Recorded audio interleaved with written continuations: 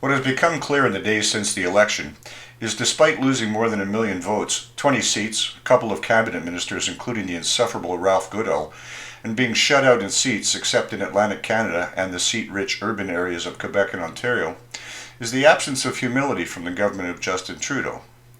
Oh sure, he's saying some of the right things. On the way into the first Liberal caucus meeting post-election, the Prime Minister said the shutout of his party in the prairies was a significant matter to him. I've been reaching out to premiers, to mayors, to business leaders, to colleagues and former colleagues. There's a lot of work to do to make sure that we're governing for the entire country, he said. He then went on to say that his new cabinet would be focused on green technologies and climate change initiatives. Wait, what? How does he suppose that's going to fly in Alberta? Like a wounded goose is my guess.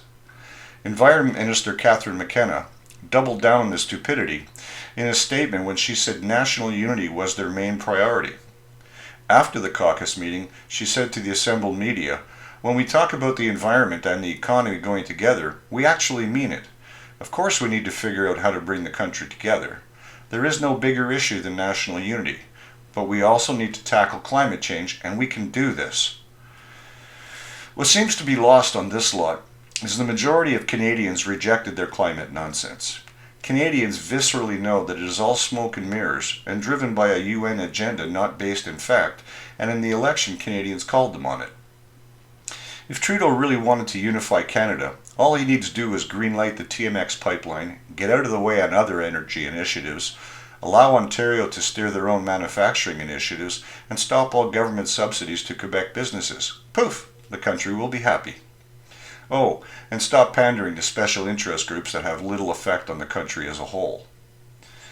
The CBC and the sycophantic media will set their hair on fire, of course. But what's more important, the country's economic health and long-term viability, or Rosie Barton's sensibilities? The country is divided like no other time in our history. Western separation, long dormant since the days of the NEB during the government of Justin Trudeau's father, Pierre Elliott Trudeau, has arisen like a phoenix from the ashes. Last week, Wheatland County Council in Alberta passed a unanimous motion calling for a referendum on Alberta's secession within 2 years.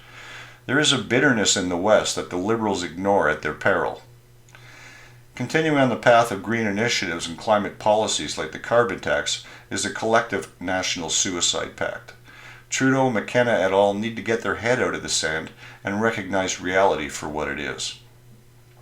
Nothing less than the future of this country is at stake. As a final note on this Remembrance Day, I wear my red poppy proudly. In September of 1939, after Canada declared war, my father and his 4 brothers all enlisted. Remarkably, all 5 came home after the war, and only 1 had suffered significant injuries.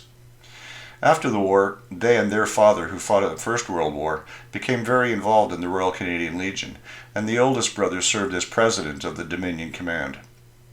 It was in that atmosphere of service that I was raised, and why I wear my poppy proudly.